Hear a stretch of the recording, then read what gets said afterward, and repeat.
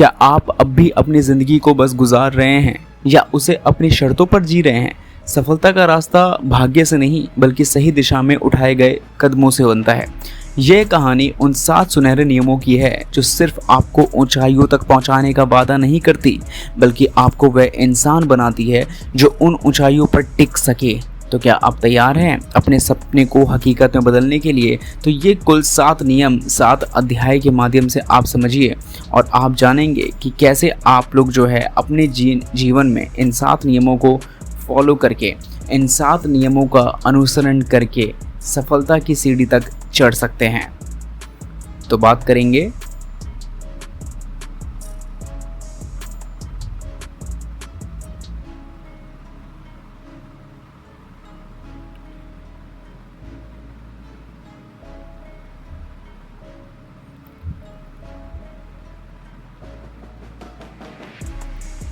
पहले अध्याय की। तो पहला अध्याय कहता है स्पष्ट लक्ष्य निर्धारित करें। In English define clear goals. ये अध्याय इस बात पर ज़्यादा फोर्स करता है कि किसी भी सफलता की यात्रा बिना एक कंफर्म गंतव्य के शुरू हो ही नहीं सकती। यानी आपको पता होना चाहिए कि आपका गोल कहाँ ख़त्म होता है। लेखक के अनुसार एक लक्ष्य सिर्फ एक इच्छा या सपना नहीं होता बल्कि वह एक ठोस, मापने योग्य और समयबद्ध योजना होती है। लेखक बताते हैं कि अस्पष्ट इच्छा जैसे मैं अमीर बनना चाहता हूँ सिर्फ एक विचार है जिसमें कोई दिशा नहीं होती। इसके उल्टा एक स्पष्ट लक्ष्य जैसे मैं अगले 5 सालों में 1 मिलियन की संपत्ति बनाना चाहता हूँ एक दिशा प्रदान करता है। यह आपके दिमाग को केंद्रित करता है और आपको जो है सोचने पर मजबूर कर देता है कि इस लक्ष्य तक पहुँचा कैसे जा सकता है। इस अध्याय में अवधारणा इस बात पर है कि आपका दिमाग एक शक्तिशाली जीपीएस की तरह काम करता है। अगर आप उसे सही पता नहीं देंगे तो वह कभी भी कहीं नहीं ले जाएगा। तो स्मार्ट लक्ष्यों का महत्व क्या होता है? तो यहाँ स्मार्ट का मतलब SMART है जो कि है स्पेसिफिक। S से आपका लक्ष्य विशिष्ट होना चाहिए। मैं स्वस्थ रहना चाहता हूँ के बजाय मैं हर दिन 30 मिनट तक कसरत करूँगा, ये एक विशेष लक्ष्य है। M यानी मेजरेबल यानी मापने योग्य।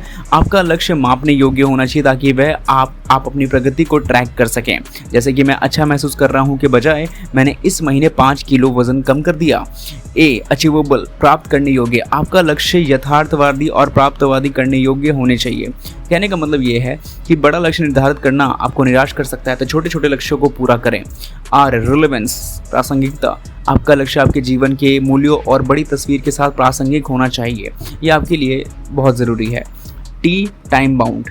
यह आपके लक्ष्य के लिए एक समय सीमा निर्धारित करता है। बिना समय सीमा के कोई भी कार्य अनिश्चित काल तक टाला जा सकता है। कार्य योजना और दृश्यता। इस अध्याय में ये भी बताया गया है कि सिर्फ लक्ष्य निर्धारित करना ही काफ़ी नहीं है, आपको अपने लक्ष्यों को लिखने और उन्हें रोज़ाना देखने की आदत भी डालनी चाहिए। ऐसा करने से वे आपके अवचेतन मन में बैठ जाते हैं और आप लगातार उन्हें प्राप्त करने की दिशा में काम करते हैं। ये अध्याय हमें सिखाता है कि सफलता की नींव एक स्पष्ट परिभाषित और लक्ष्य से ही रखी जाती है। दूसरे अध्याय में अगर हम बात करें तो यहाँ पर है अनुशासित रहें, बी डिसिप्लिन। ये अध्याय इस बात पर जोर देता है कि सिर्फ लक्ष्य निर्धारित करना ही ऐसा नहीं है कि आपको आपका सपना या आपको आपका लक्ष्य मिल जाएगा। उन लक्ष्यों को प्राप्त करने के लिए लगातार और समर्पित प्रयास की भी ज़रूरत होगी।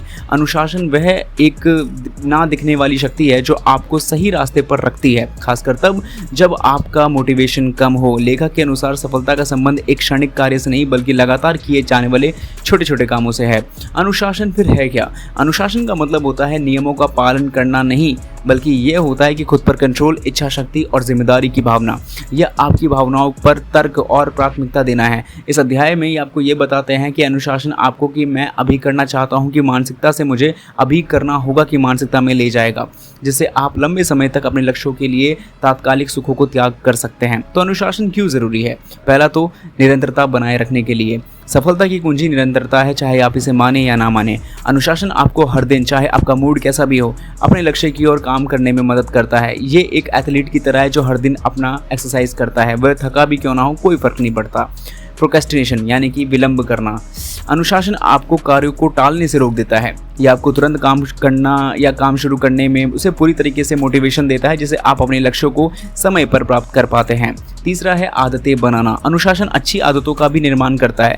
जब आप एक ही काम को बार बार करते हैं तो वो एक आदत बन जाती है और फिर उसे करने के लिए ज़्यादा मेहनत नहीं करनी पड़ती। जैसे कि रोज़ सुबह जल्दी उठना और एक्सरसाइज करना शुरुआत में कठिन लगता है, लेकिन अनुशासन इसे एक आदत ही बना देता है। और अंत में आत्मविश्वास बढ़ना।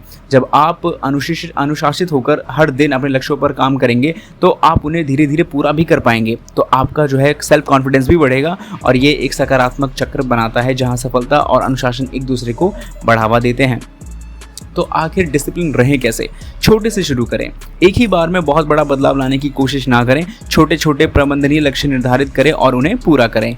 एक डेली रूटीन बनाएं, जैसे कि आपके कार्यों की एक संरचना जिसमें लिखी हुई हो कि आज क्या करना है क्या नहीं करना, जिसे अनुशासन बनाए रखने में आपको काफ़ी हद तक आसानी होगी। प्रलोभन से बचें। उन चीज़ों से काफ़ी हद तक दूर रहें जो आपको विचलित कर सकती है या आपके लक्ष्यों से आपको भटका सकती है। अपनी प्रगति को ट्रैक करें कि आप कितने ज़्यादा प्रोग्रेस पे हैं। इससे ये होगा कि आपको ये दिखाएगा कि आपका अनुशासन रंग ला रहा है या नहीं। तीसरा अध्याय सिखाता है लगातार सीखना। ये अध्याय इस बात पर ज़्यादा फोर्स करता है कि सीखने की प्रोसेस कभी नहीं रुकनी चाहिए। दुनिया, तकनीक और बाजार बहुत तेज़ी से बदल रहे हैं और जो लोग खुद को अपडेट नहीं करते वे जल्द ही रिलेवेंस अपनी खो देते हैं। लेखक के अनुसार सीखना एक निवेश है, खुद में किया गया सबसे ज़रूरी निवेश। जीवन भर सीखने का महत्व क्या है? तो ये चैप्टर हमें ये भी बताता है कि सीखना केवल स्कूल या कॉलेज तक ही एक लिमिट नहीं है, बल्कि ये जीवन भर चलने वाली प्रक्रिया है। सफल लोग हमेशा सीखने के लिए नए अवसरों को तलाशते रहते हैं और ये मानते हैं कि ज्ञान ही शक्ति है और ज्ञान उन्हें कंपटीशन में भी सबसे आगे रखता है। ये ना केवल पेशेवर विकास के लिए बल्कि व्यक्तिगत विकास के लिए भी बहुत ज़रूरी है। तो क्यों है इतना ज़रूरी हर चीज़ सीखना? तो लगातार सीखने से आपके ज्ञान का आधार बढ़ता है। आपके नए नए विचार, नए नए दृष्टिकोण से आप मिलेंगे, जिससे आपके निर्णय लेने की क्षमता में बहुत हद तक चीज़ें निखर जाएंगी। अडैप्टेबिलिटी आज के तेज़ी से बदलते माहौल में अनुकूलनशीलता का एक महत्वपूर्ण गुण है। जो लोग लगातार सीखते हैं वे नए बदलावों को आसानी से अपना लेते हैं और चुनौतियों को अवसरों में बदल देते हैं। एक समस्या ये है कि समस्या का समाधान। ज्ञान आपको समस्या को नए तरीके से देखने और रचनात्मक समाधान खोजने में मदद करता है। जितना अधिक आप सीखेंगे उतना ही बेहतर आप अपनी और दूसरों की समस्या को हल कर पाएंगे। आत्मविकास सीखना केवल जानकारी इकट्ठा करना नहीं है, बल्कि ये आपके पर्सनैलिटी का विकास भी करता है। ये आपके दिमाग को एक्टिव और जिज्ञासु रखता है। तो सीखने की आदत डलेगी कैसे? सबसे पहले किताब पढ़ें।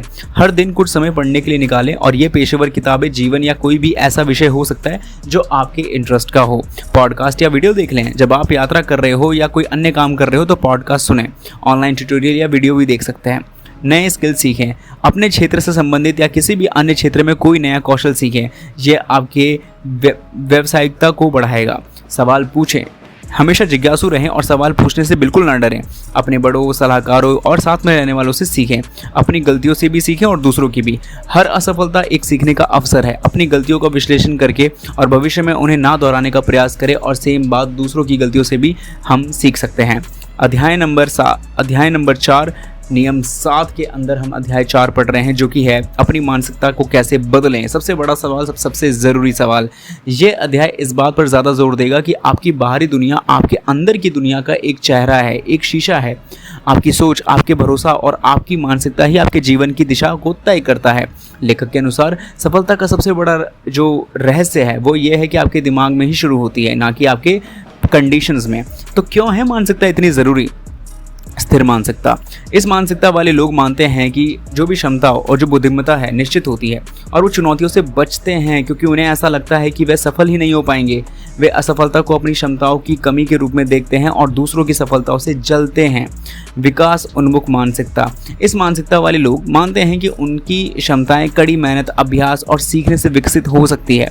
वे चुनौतियों को विकास के रूप में देखते हैं। वे असफलता को सीखने का एक हिस्सा मानते हैं और दूसरों की असफलताओं से प्रेरित भी होते हैं। सकारात्मक मानसिकता को फिर कैसे बढ़ाएं अपने अंदर? तो अपनी सोच पर ध्यान दें। अपने नेगेटिव सोच को पहचानें और उसे तुरंत चुनौती दें। जब आप खुद को मैं ये नहीं कर सकता के बजाय मैं ये करने की कोशिश करूंगा में बदलते हैं तो ये चेंजेस बहुत धीरे धीरे लगेंगे, लेकिन ये ज़रूरी चेंजेस हैं। पॉजिटिव दृष्टिकोण अपनाएं। हर स्थिति में सकारात्मक खोजने की कोशिश करें, यहाँ तक कि असफलता में भी सीख खोजने की कोशिश करें। अपने आसपास के लोगों का चयन करें। उन लोगों के साथ समय बिताएं जो आपको इंस्पायर करते हैं और सकारात्मक रहते हैं। नेगेटिविटी या निराशावादी लोगों से तो दूर ही रहना काफ़ी है। ग्रैटिट्यूड, नियमित रूप से उन चीज़ों के बारे में सोचें जिनके लिए आप आभारी हैं, या आपके दिमाग को एक्टिवेट और पॉजिटिव रखेगा। सकारात्मक, खुद से बातचीत, खुद से सकारात्मक बात करें, खुद को इंस्पायर करें और अपनी असफलताओं की सराहना करें, चाहे वह कितनी भी छोटी क्यों ना हो। इसके अलावा अध्याय 5 यानी कि अध्याय 5 सिखाता है मैनेज टाइम इफेक्टिवली, अपने समय का प्रभावी ढंग से यूज़ करें। यानी कि इस अध्याय पर इस बात पर ज़्यादा जोर दिया गया है कि हमारा समय सबसे मूल्यवान है और सबसे सीमित संसाधन है। सफल लोग ये समझते हैं कि धन वापस कमाया जा सकता है, लेकिन बीता हुआ समय कभी नहीं लौटता, इसलिए वे अपने समय का उपयोग ज़्यादा सावधानी और कुशलता से करते हैं। तो समय प्रबंधन क्यों है ज़रूरी? इस अध्याय में हम सीखते हैं कि समय का प्रबंधन केवल काम को पूरा करने के लिए नहीं है, बल्कि यह आपके जीवन को कंट्रोल करने और तनाव को कम करने के लिए भी ज़रूरी है। लेखक ये भी बताते हैं कि जो लोग समय का प्रबंधन नहीं करते वे अक्सर बिजी तो होते हैं लेकिन प्रोडक्टिव नहीं। वे उन कामों में ज़्यादा उलझे रहते हैं जो कम महत्वपूर्ण होते हैं, जबकि महत्वपूर्ण कार्य अधूरे ही रह जाते हैं। तो यानी कि समय प्रबंधन के मुख्य सिद्धांत क्या हैं? तो पहला है प्राथमिकता निर्धारित करें। इन सभी कार्यों को एक साथ करने के बजाय मैट्रिक्स डिसाइड करें कि पहला कौन करना है और कैसे करना है। जैसे कि इंपॉर्टेंट और बहुत ज़रूरी काम, इन कार्यों को तुरंत कर लें। दूसरा है इंपॉर्टेंट लेकिन इतने ज़रूरी नहीं है, तो इन कार्यों की योजना बनाएं और बाद में भी कर सकते हैं। तीसरा है इम्पॉर्टेंट भी नहीं है और ज़रूरी भी नहीं है, तो इन कामों को दूसरों को सौंपने की कोशिश कर दें। और लास्ट आता है ना ज़रूरी है और ना इम्पॉर्टेंट है, तो इन कार्यों को पूरी तरीके से अपनी लिस्ट से हटा ही दें। अगला है प्रोक्रेस्टिनेशन से कैसे बचें। तो ये बहुत बड़ी बाधा है, इसे दूर रहने के लिए बड़े काम को छोटे छोटे प्रबंधनीय हिस्सों में डिवाइड करना पड़ेगा। जब आप एक छोटा हिस्सा पूरा कर लेंगे तो आप आगे बढ़ने की प्रेरणा अपने आप ही मिल जाएगी। अगला है योजना बनाएं यानी प्लानिंग। अपने दिन, सप्ताह और महीने की योजना पहले से ही बना लें, यह आपको एक स्पष्ट रोड मैप दे देगा और आप जानते हैं कि आपको क्या करना है। अगला है एलिमिनेट डिस्ट्रैक्शंस, विचलनों को दूर करें। सोशल मीडिया, बिना किसी बात के सूचनाएं और शोर जैसे विचलनों से बचें। काम करते समय अपने फ़ोन को दूर ही रखें और शांत जगह पर काम करें। सही समय पर ना कहना बहुत ज़्यादा ज़रूरी है, ये आपके अलावा आपको अन्य कामों में फंसा सकता है। लेकिन उन कार्यों को करने के लिए ना कहना सीखें जो आपके लक्ष्य से मेल ही नहीं खाते।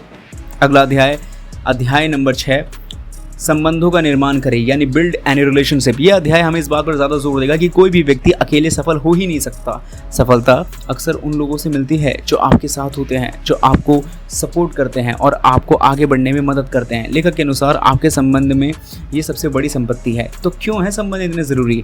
यह चैप्टर हमें सिखाता है कि सफलता केवल व्यक्तिगत कौशल और कड़ी मेहनत पर निर्भर नहीं करती, ये एक छोटी भली टीम का प्रयास का परिणाम भी हो सकता है। मजबूत और पॉजिटिव संबंधों का निर्माण करने से कई लाभ होते हैं।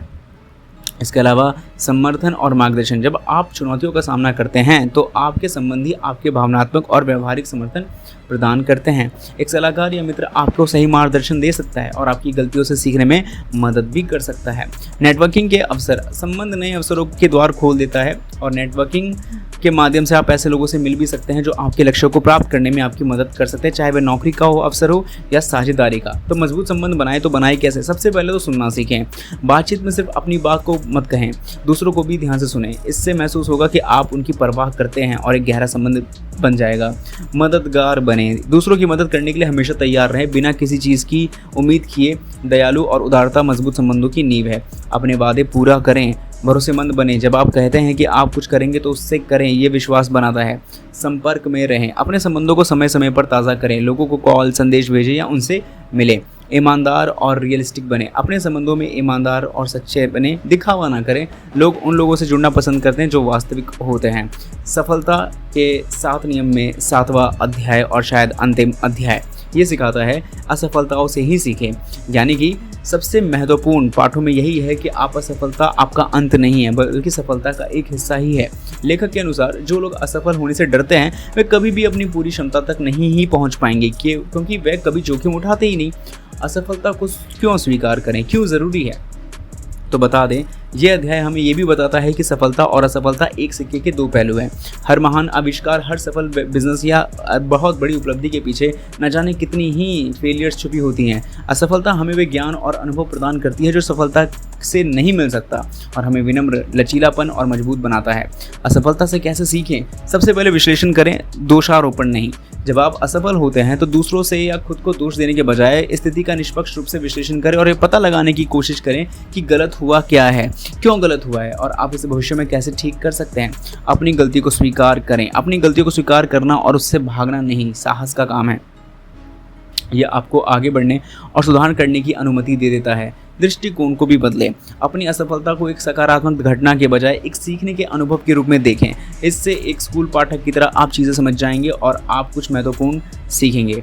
फिर से कोशिश करें। सबसे ज़रूरी बात यह है कि हार ना मानें। असफलता के बाद फिर से उठना और प्रयास करना सबसे बड़ा गुण है।